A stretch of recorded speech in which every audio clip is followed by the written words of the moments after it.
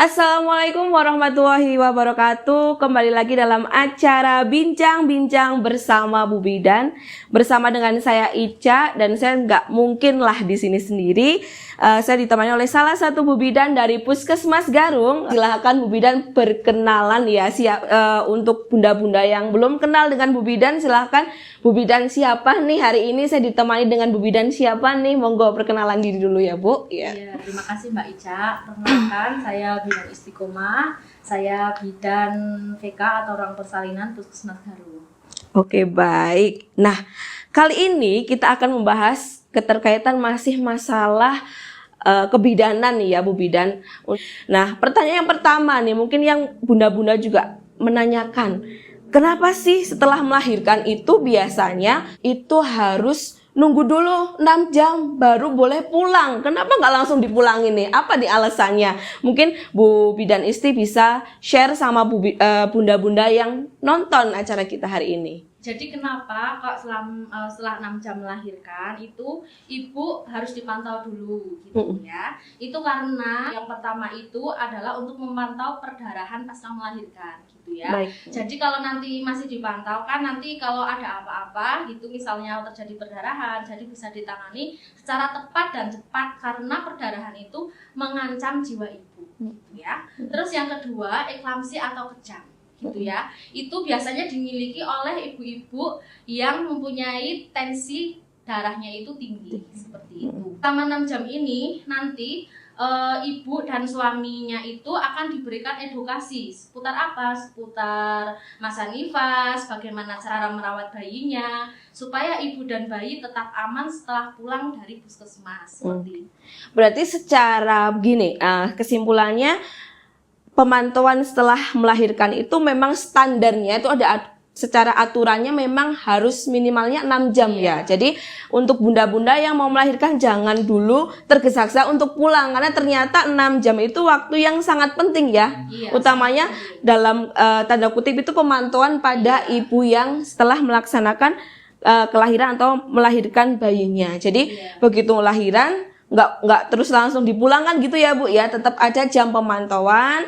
Untuk bunda-bunda yang belum tahu tetap harus bersabar ya, 6 jam untuk dilaksanakan pemantauan dari Bu Bidan ya gitu. Oke. Karena kan misalnya kadang keluarganya itu merasa baik-baik saja gitu loh. Jadi dia merasa Bu Bidan ini sudah sehat, saya mau pulang kayak gitu. Jadi itu sangat penting itu untuk pemantauan selama 6 jam. Ya, selain bunda-bunda, keluarga ataupun suami bahkan orang tua, dijelaskan nih dari tontonan ini semoga membukakan mata kita juga dan pengetahuan utamanya keterkaitan dengan itu. Kenapa sih selama ini kan pasti banyak yang bertanya-tanya nih Bu Bidan, kok berlahiran aku sehat tapi kenapa aku nggak langsung pulang gitu kan, pinginnya kan begitu lahiran adik sehat, ibu sehat, pinginnya kan mungkin secara pribadi juga ya pengen pulang aja, istirahat di rumah mungkin bayangannya lebih nyaman, tapi ternyata ada alasan khusus yang lebih penting kenapa harus dilakukan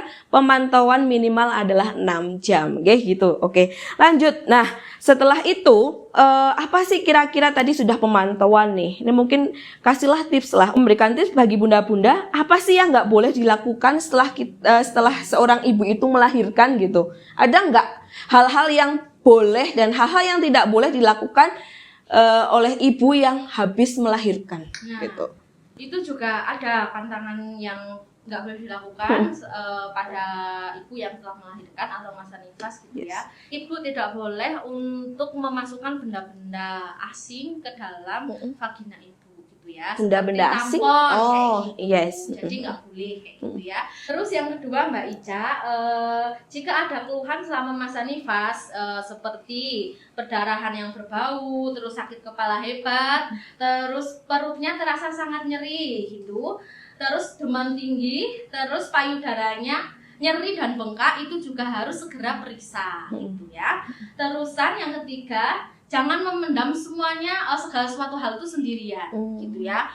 Sebagai ibu, jadi kalau ada apa-apa harus curhat sama suami atau keluarga terdekatnya kayak gitu, jangan dipendam sendirian gitu ya. Karena itu sangat berpengaruh kepada psikologis atau jiwanya ibu. ibu. Berarti intinya komunikasi yang baik ya, Iya, yang menjalin betul komunikasi itu sangat penting ya dalam hal nggak cuman sebuah hubungan, tetapi pada kondisi saat-saat pasca Iya. melahirkan pun itu menjadi hal yang sangat penting. Iya, Oke, betul ya. sekali. Terusan jangan diet gitu ya. Oh, nggak apa-apa, sebagai ibu yang melahirkan, habis melahirkan itu pasti bentuk tubuhnya akan berbeda. Misalnya kok menjadi lebih gemuk kayak gitu, tidak apa-apa. Itu untuk menjaga kesehatan ibu supaya produksi ASINya juga bagus, seperti itu ya. Terusan tidak boleh merokok. Oke, tidak boleh merokok dalam artian merokok secara aktif itu ibunya yang merokok sendiri, atau secara pasif. Secara pasif itu jadi orang-orang itu tidak boleh merokok di sekitar ibu dan bayi. Di dalam rumah itu jangan. Jadi nek suami mau merokok ya di luar. Kalau tamu-tamu mau merokok juga di luar. Suami juga kalau habis merokok ganti baju, baru nanti nek mau ketemu adiknya baru ketemu kayak gitu. Hati-hati dalam mengkonsumsi obat-obatan gitu. Jadi sebagai ibu yang menyusui, habis melahirkan kayak gitu kan tidak boleh untuk sembarangan minum obat-obatan gitu. Jangan pernah ragu untuk meminta bantuan. Meminta bantuan itu bukan berarti menjadi ibu yang gagal. Seperti itu.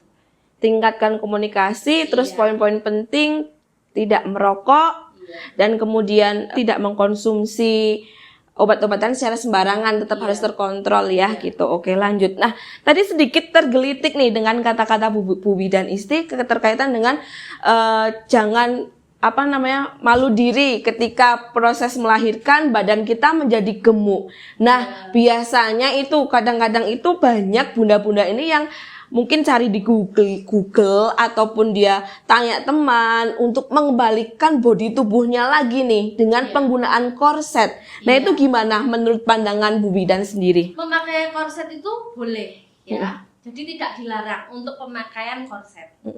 Tapi ada ketentuannya seperti itu ya. Seperti ukurannya harus sesuai Mbak Ica. Okay? Jadi ukurannya jangan terlalu kecil. Sesuaikan dengan tubuhnya ibu. Terus pilih bahan yang mudah untuk menyerap keringat, karena nanti kalau nggak menyerap keringat mungkin bisa gatel-gatel gitu ya. Terusan pilih bahan yang mudah dicuci dan pastikan korset selalu bersih. Jadi secara berkala ya harus dicuci kayak gitu supaya bersih, nyaman, tidak menimbulkan gatel atau alergi seperti itu. Terus tidak boleh menggunakan terlalu kencang. Segera lepas korset jika ibunya merasa tidak nyaman, sesak nafas atau ada keluhan lain. Jangan dipaksakan. Kalau misalnya kok rasanya udah sesek gitu, ya sudah dilepas saja, jangan dipaksakan. Oke, siap. Tuh, luar biasa ya informasinya, ini benar-benar membuka mata kita banget nih ya bagi ibu-ibu yang mau bersiap untuk melahirkan. Nah, keterkaitan itu tadi sebenarnya setelah melahirkan itu wajib kontrol nggak sih Bu Bidan? Oh ya jelas. Wajib, sangat wajib untuk ada kontrol nggak ya Mbak Ica?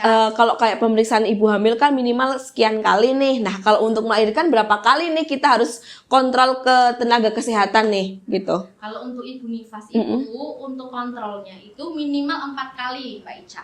Yang pertama itu pada 6 jam sampai dengan 2 hari pasca melahirkan. Kemudian kontrol yang kedua itu pada 3 hari sampai dengan 7 hari setelah melahirkan. Dan yang ketiga itu 8 hari sampai dengan 28 hari setelah melahirkan. Dan yang keempat itu pada hari ke-29 sampai dengan hari ke-42 pasca melahirkan Mbak Ica. Oke, berarti kalau untuk bunda-bunda yang baru melahirkan wajib kontrol minimal 4 kali ya. Itu dengan aturan tadi sudah disimak ya. Oke, lanjut. Nah, keterkaitan melahirkan biasanya nih kendalanya salah satunya kan pada bercerita nih pengalaman-pengalaman mungkin dari teman-teman bunda atau teman-teman saya sendiri bercerita yang sudah pengalaman di proses melahirkan ya, utamanya nih sering kali atau banyak beberapa dari bunda-bunda yang setelah melahirkan ini banyak yang lakukan penjahitan nih ya, ibaratnya bahasanya kalau kita bilang obras ya, pada bagian-bagian yang namanya bagian perineum. Nah, bagaimana sih cara kita itu untuk merawat jahitan tersebut gitu loh? Harus gimana biar mungkin cepat kering atau cepat gimana? Ada tipsnya nggak Bu? Jelas ada tipsnya ya. Yang pertama untuk kebersihan. Jadi sangat penting untuk menjaga kebersihan, yaitu ibunya harus kalau habis BAK atau BAB harus cebok itu arahnya dari depan ke belakang ya. Terus nanti kalau habis cebok dikeringkan ya, jangan lupa untuk dikeringkan pakai handuk bersih atau pakai tisu kering gitu ya, agar area tersebut tidak lembab seperti itu. Kemudian yang kedua, rajin ganti pembalut gitu ya. Terus utamanya pada 1 minggu pertama pasca persalinan itu untuk ganti pembalut itu minimal 4 jam sekali, itu minimal. Lebih sering lebih bagus. Jadi jangan nunggu kok nanti pembalutnya udah penuh, udah nggak nyaman, baru ganti gitu ya. Terus kemudian makanan juga sangat berpengaruh. Makan makanan tinggi serat agar BAB-nya tidak keras. Jadi ibunya tidak takut nanti kalau BAB-nya keras kan. Ibunya takut nanti takut jahitannya lepas gitu atau ya. seperti apa. Terus makan juga tinggi protein. Iya, nanti bisa makan putih telur kayak gitu, terus ikan kayak gitu juga sangat membantu untuk penyembuhan dari penjahitan perineum itu. Oke, siap, baik. Nah, tibalah nih tadi pertanyaan yang terakhir keterkaitan dengan pasca melahirkan yang bunda-bunda wajib tahu dan harus diperhatikan, benar-benar dilaksanakan nih untuk pengetahuan kita semua. Ya mungkin itu saja Bu Bidan Isti, terima kasih atas sharing informasinya yang luar biasa seputar tentang persalinan ya. Oke, baik nih. Nah mungkin gitu aja bincang-bincang Bu Bidan. Terima kasih, sekian dari kami pamit undur diri. Wabillahi taufiq wal hidayah. Wassalamualaikum warahmatullahi wabarakatuh.